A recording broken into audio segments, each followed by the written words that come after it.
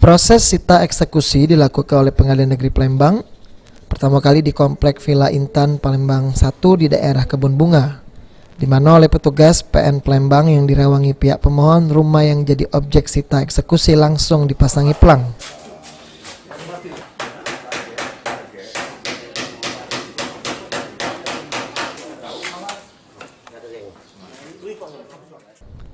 Selanjutnya petugas PN Palembang sama pihak pemohon laku ke proses sita eksekusi di tempat kedua, yaitu di Komplek Villa Intan Palembang 2 yang ada di Talang Jambi.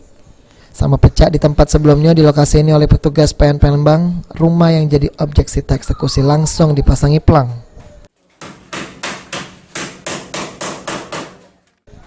Proses sita eksekusi yang dilakukan oleh pihak Pengadilan Negeri Palembang dikarenakan adanya gugatan yang dimenangkan oleh pihak pemohon, yaitu Jeli Saputra terhadap pihak termohon, yaitu PT Cahaya Damai Propertindo. Gugatan kita diterima.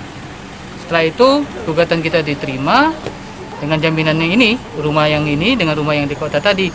Setelah diamaning 3 kali tidak hadir, akhirnya kita melakukan permohonan sita eksekusi. Dan hari ini kita laksanakan sita eksekusinya di perumahan Jalan Dakota tadi Dengan dilakukannya sita eksekusi oleh pihak Pengadilan Negeri Palembang, maka rumah yang sudah disita dilarang untuk dijajah ke sama diubah sedikit pun oleh pihak-pihak manapun. Negara kita tidak diperkenankan dipindah tangankan, disewakan, digantikan atau merubah bangunan. Harus tetap seperti ini, tidak ada perubahan sama sekali. Dan nanti kalau ada perubahan. Selain ngaju ke gugatan, pihak pemohon juga ngadu ke Direktur PT Cahaya Damai Propertindo berinisial JS ke Polda Sumsel. Ini pengaduan tersebut masih juru proses penyelidikan. Firman Hidayat, PAL TV.